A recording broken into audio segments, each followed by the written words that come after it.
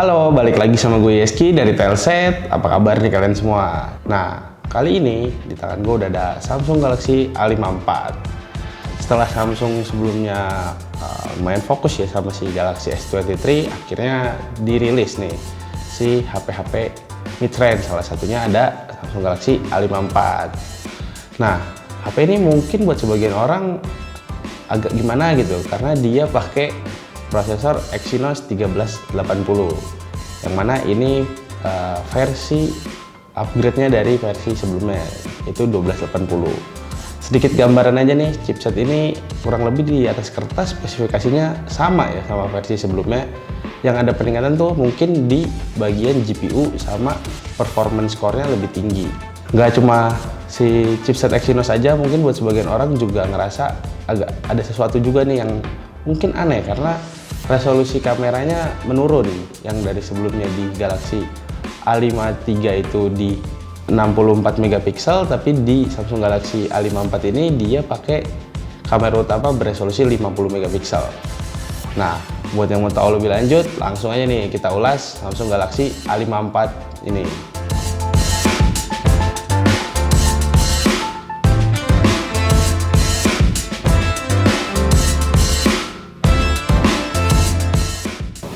Nah, sebelum kita lanjut ke bagian dalam, tentunya kita bahas dulu nih si desainnya Samsung Galaxy A54. Mungkin secara sekilas HP ini kalau dilihat tuh punya bahasa desain yang sama kayak si Galaxy S23 dengan modul kamera 3 berjejer begini ya secara vertikal. Nah, desain yang mirip-mirip ini Samsung sih nyebutnya Galaxy Identity ya, maksudnya identitas Samsung Galaxy.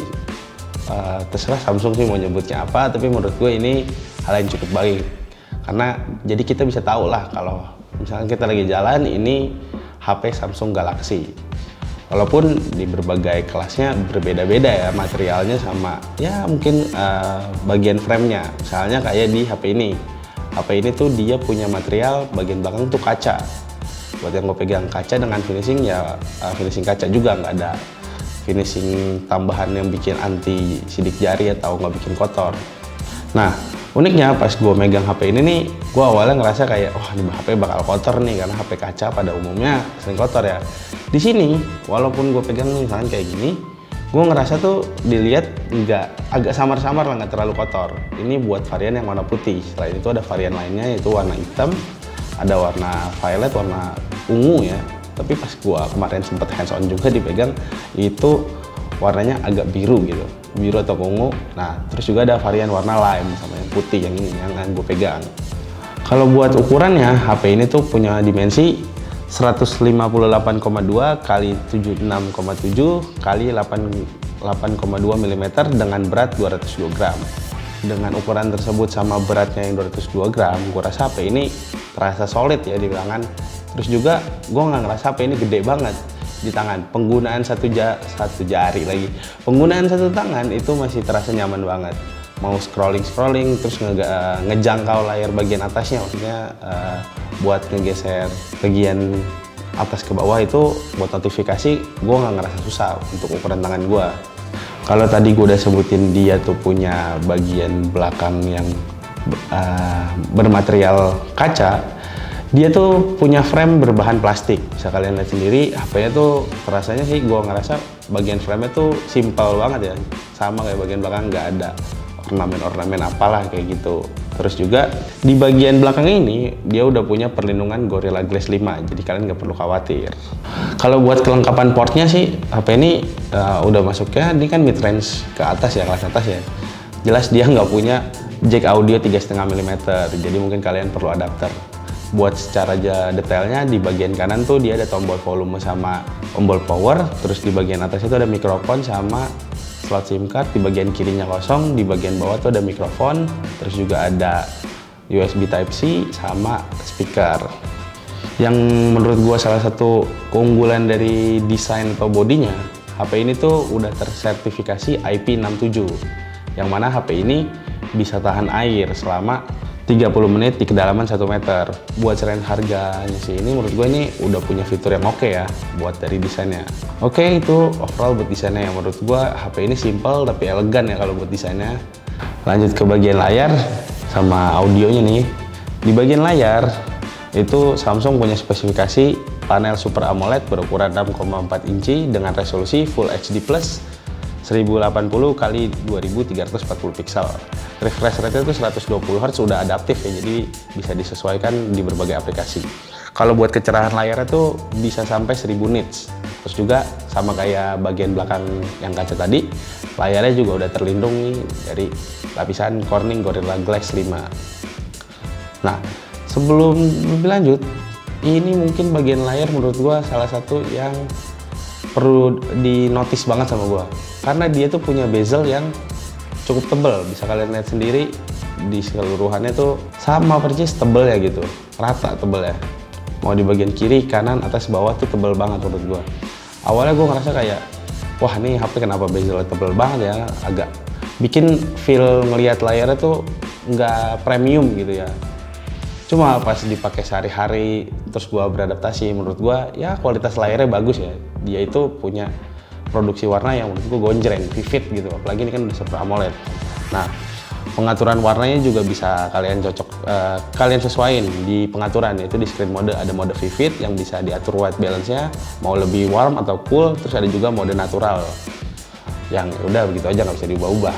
Jadi produksi warna yang cocok ini menurut gua enak banget dipakai pada saat kalian scrolling sosial media, misalkan lihat konten-konten food vlogger atau makanan gitu. Aduh, apalagi pas lagi nunggu buka puasa kan, itu enak banget memanjakan mata. Terus lagi buat nonton film, apalagi buat nonton film-film terbaru, oke banget. Selain warnanya yang menurut gue bagus, dia juga punya resolusi layar Full HD. Menurut gue ya nggak lebih tinggi, nggak lebih pas-pas aja. Cuma itu karena layarnya nggak gede-gede banget, dengan bezelnya yang tebal, mungkin dia ngasih detail yang oke. Jadi kombinasi si resolusi yang Full HD Plus sama produksi warnanya itu kombinasi yang bagus menurut gua, bisa memanjakan mata kalian. Kalau refreshnya 120 Hz menurut gua udah bisa diandelin banget buat scrolling sosial media, misalnya kayak Twitter, Instagram, bahkan buat browsing juga sambil baca berita, itu udah smooth banget di segala macam aplikasi. Tapi kalau dipakai buat main game ya ada beberapa game yang udah support 120 Hz, misalkan kayak PUBG misalkan udah bisa di atas 60 Hz, tapi untuk beberapa game mungkin kayak Genshin Impact atau Mobile Legends itu masih belum bisa di atas 60 Hz, karena mengingat chipsetnya masih baru, mungkin ada penyesuaian segala macam, tinggal nunggu update software aja. Kalau buat kecerahan yang 1000 nits itu pas gue pakai di luar ruangan, itu layarnya masih enak dipandang, nggak ada masalah ya, nggak bikin sakit mata juga ya layarnya nih pada saat pakai di dalam ruangan seperti itu. Overall kalau buat layarnya menurut gua, kalau kalian nggak mentingin bezel yang tebel, ini bisa kalian andelin banget. Tapi buat kalian yang ngerasa keganggu sama bezelnya, ya agak sedikit penyesuaian lah, bezelnya itu tebal banget. Nah, kalau buat audionya, menurut gua audionya ini kan ada di bagian bawah sama di bagian atas tuh dia nyatu sama earpiece. Menurut gua hasil kualitas suaranya itu bagus ya. Dia punya clarity dan bassnya yang oke gitu, jadi jelas. Oke banget buat denger lagu pada saat kalian buka puasa misalkan, atau ya lagi nyantai-nyantai sambil denger lagu, ini bisa diandelin banget speakernya. Nah, ngomongin soal performa, tadi udah gua singgung sedikit di awal kalau HP ini ditenagai oleh chipset Exynos 1380. Buat konfigurasinya, Exynos 1380 ini punya 4 core performance yang berjalan di clock speed 2,4 GHz. Terus juga dia punya GPU Mali G68 MP5. Chipset tersebut disandingin sama RAM 8 GB sama memori internal sampai 256 GB. Chipset tadi tuh udah pakai fabrikasi 5 nanometer, yang mana ini ya masih sama seri sebelumnya. Gimana performanya? Nah, pas gue pakai buat penggunaan sehari-hari, gue ngerasa ini nggak ada stuttering atau lag pada saat buka aplikasi. Mau buka aplikasinya banyak ataupun sedikit juga sudah. Banyak aja nggak nge-lag, apalagi sedikit tentunya kan. Nah, pas buka aplikasi banyak, perpindahan aplikasinya tuh smooth, apalagi layar 120 Hz ya. Gue nggak ngerasa ada masalah, nggak ada force close, aplikasi yang kebuka nge-restart itu nggak ada, pas dipakai buat multitasking ya. Bahkan buat scrolling juga nggak ada ngadat. Nggak ada ya, stuttering juga nggak ada, semuanya mulus. Kalau dipakai buat main game gimana? Kalau buat main game, buat main Mobile Legends di rata kanan itu juga oke, nggak ada masalah. Main PUBG juga, gue juga nggak ngerasa ada masalah buat main PUBG. Terus juga dicoba buat main game berat sekalipun kayak Genshin Impact itu di settingan mid ya, medium itu di 60 FPS itu nggak ada masalah, masih bisa berjalan dengan mulus. Menurut gue Buat dipakai gaming HP ini oke banget, cuma memang layarnya nggak gede ya. Tapi buat performanya gaming itu oke banget, nggak ada masalah. Kalian bisa pakai buat nge-push rank. Pas dipakai juga ini nggak ada panas yang berlebihan ya. Ya anget-anget sedikit itu masih masuk batas wajar, nggak ada yang panas berlebih. Gimana pas dicoba benchmarking nih dengan beberapa aplikasi? Gua coba di Antutu Benchmark misalnya. Di situ Samsung Galaxy A54 ini berhasil dapetin skor 517.325. Lanjut ke pengujian Geekbench, di Geekbench 6 itu dia berhasil cetak skor 1010 buat single core-nya, dan buat multicore itu tembus di 2829. Nggak cuma di situ aja, gue juga coba lagi buat nguji di PC Mark. PC Mark nih di Wildlife Extreme dia berhasil dapetin skor 811 poin. Nah lanjut di pengujian PC Mark juga di Wildlife Extreme Stress kita coba base loop-nya tuh di 813. Dengan tingkat kestabilan 99,6%. Perlu diapresiasi buat kestabilan dari si performa Samsung Galaxy A54 ini ya. Mungkin buat kalian yang skeptis sama si Exynos 1380 ini, dari pengujian gue sih, menurut gue performanya bisa banget diandelin buat main game, buat penggunaan sehari-hari, itu oke banget. Memang nggak ngebut-ngebut banget ya, nggak sekelas flagship, tapi dia masih bisa diandelin, seperti itu. Nah lanjut ke bagian kamera. Samsung Galaxy A54 ini punya konfigurasi 3 kamera buat di bagian belakangnya, yaitu kamera utama dengan resolusi 50 megapiksel, kamera ultrawide 12 megapiksel, kamera makro 5 megapiksel. Di bagian depannya tuh di pansolnya ada kamera selfie 32 megapiksel. Nah, meskipun resolusinya udah menurun nih dibanding Galaxy A53, kualitas kameranya tuh dihasilin menurut gua oke banget. Bisa diandelin buat kalian mendokumentasikan kegiatan sehari-hari. Kamera utamanya yang beresolusi 50 megapiksel juga bisa ngasilin foto dengan detail yang baik. Terus tone warna ya ala-ala Samsung ya, udah tahu warnanya tuh gonjreng, lebih vivid gitu. Terus tone warna itu warm, hangat. Itu kalau pas dipakai di kondisi cukup cahaya hasilnya bagus. Terus juga pas dipakai di kondisi low light itu gua rasa kualitasnya juga masih oke. Stabil ya buat kamera utamanya nih. Terus juga dynamic range-nya bisa ngasilin gambar yang bisa dynamic range-nya oke, jadi setiap gambar tuh detailnya bisa ditangkap dengan baik. Kalau dipakai kamera ultra wide-nya mungkin pada saat kondisi cukup cahaya bisa diandelin ya. Hampir mirip-mirip sama kamera utamanya. Nah, tapi pas dipakai pada saat kondisi low light tuh detailnya agak sedikit ngurang, terus juga ada sedikit noise ya. Nah kalau buat kamera depannya menurut gue ini hasilnya bagus, dia bisa ngasih detail, dynamic range hingga kontras yang cukup pas di berbagai kondisi cahaya, misalnya kondisi low light ataupun kondisi cukup cahaya, ataupun di kondisi cahaya melimpah. Bahkan detail kayak misalnya pori-pori di wajah itu bisa kelihatan dengan baik, atau background di belakangnya itu bisa kalian lihat lebih jelas pada saat kalian selfie. Nggak cuma hasil fotonya yang oke, buat kameranya juga masih bisa diandelin.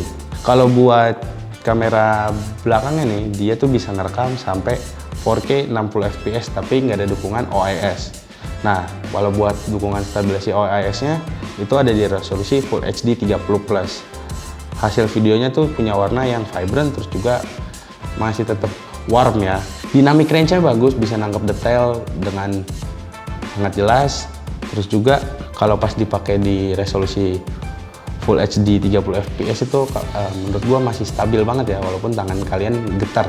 Nah kalau buat kamera depannya dia tuh ngedukung Full HD 30 fps dengan OIS yang bisa diandelin sama kayak kamera belakangnya. Mungkin ada sedikit perbedaan kalau di kamera depan tuh dynamic range-nya nggak sebagus kamera belakang ya. Misalkan pada saat kalian kondisi backlight seperti itu, detailnya masih oke tapi nggak jelas-jelas banget. Kamera 50 megapiksel ini meski Samsung nggak nyebutin, pas gua ngecek dia tuh pakai sensor Sony IMX766. Jadi si sensor ini berperan penting buat ngasilin hasil foto dengan kualitas yang baik. Tentunya bisa kalian pamerin di sosmed seperti itu. Kalau urusan baterai, Samsung Galaxy A54 ini dia pakai baterai 5000 mAh dengan pengisian daya cuma 25 watt. Ya menurut gua di range harganya yang 5 jutaan ke atas ini pengisian dayanya tuh gak kenceng ya, gak ngebut di 25 watt. Apalagi dia tuh nggak disediain charger bawaan. Jadi buat kalian yang mau beli Samsung Galaxy A54 perlu siapin dana lebih buat beli chargerannya. Kalau ngomongin baterai, menurut gua pas gua pakai HP ini selama seharian lah, itu termasuk awet.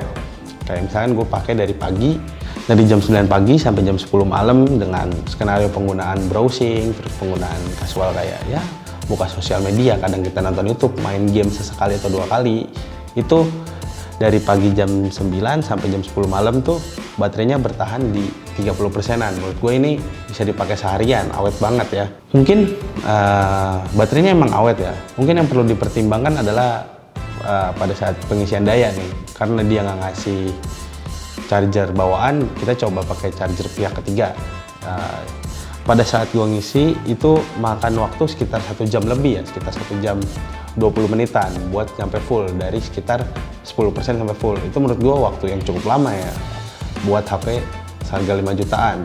Semoga sih Samsung ke depannya bisa ngasih kemampuan fast charging yang lebih tinggi lagi seperti itu. Jadi mungkin sedikit pertimbangan ya, walaupun baterainya awet tapi dia ngecasnya tuh nggak ngebut seperti itu kalau buat baterainya. Nah, kita lanjut ke sistem operasinya nih. Samsung Galaxy A54 udah pakai sistem operasi paling baru, yaitu One UI 5.1 berbasis Android 13. Ya, seperti yang kalian mungkin udah tahu, buat kalian yang nonton mungkin udah tahu kalau si One UI 5.1 ini sistem operasi yang menurut gua simple ya, nggak banyak bloatware juga, cara penggunaannya juga gampang. Nah, karena dia nggak banyak bloatware, jadi kalian pas pakai HP di awal ini nggak perlu ngapusin aplikasi bawaan lainnya. Jadi kalian tinggal installin aplikasi yang kalian perlu aja nih. Terus juga seperti yang kalian tahu, One UI 5.1 itu punya fitur yang cukup banyak ngebantu produktivitas kalian lah. Misalkan kayak ada modes and routine, terus juga ada AR emoji terbaru yang bisa ngedeteksi sampai 3 orang. Terus HP ini juga udah bisa di-link ke PC Windows ya maksudnya. Terus juga kayak ada widget cuaca yang sekarang tuh tampilannya lebih interaktif. Samsung sendiri udah ngejanjiin kalau HP ini bakal dapat update OS sampai 4 kali dan pembaruan keamanan itu 5 tahun. Secara keseluruhan Samsung Galaxy A54 ini punya desain yang menurut gua simple dan elegan, performanya bisa diandelin, terus kualitas kameranya juga oke, baterainya awet. Mungkin ada beberapa hal juga yang bisa kalian pertimbangkan. Mungkin kelemahannya tuh kayak ya dia masih punya bezel layar yang tebal, dia nggak dapat charger bawaan sama pengisian dayanya yang lama seperti itu. Buat chipset Exynos yang mungkin sebagian orang itu skeptis juga, ternyata Samsung ngebuktiin kalau chipsetnya masih bisa dipakai di segala macam skenario, mulai dari penggunaan ringan sampai main game. Nah, kalau buat kameranya yang resolusinya menurun, mungkin ya resolusinya menurun, tapi kualitasnya menurut gue masih bisa diandelin. Bahkan buat dipamerin di sosial media, di akun sosial media kalian, bisa dipajang lah gitu setiap momen. Nah, baterainya juga awet, bisa dipakai seharian, kalian nggak perlu khawatir baterainya boros atau enggak. Cuma ya tadi, pengisian dayanya cukup lama. Samsung Galaxy A54 buat varian terendahnya dengan RAM 8GB dengan memori internal 128GB dijual seharga 5,9 juta aja. Terus kalau buat varian tertingginya itu dengan RAM 8GB dan memori internal 256GB dijual dengan harga 6,3 jutaan. Nah, dengan harga yang seperti tadi gue sebutin, itu kalian udah bisa dapetin si Samsung Galaxy A54 ini. Nah, itu tadi review dari Samsung Galaxy A54. Semoga informasi ini bisa jadi bermanfaat buat kalian, buat referensi kalian nyari HP baru nih buat lebaran. Gue Yeski dari Telset, sampai jumpa lagi di video-video selanjutnya.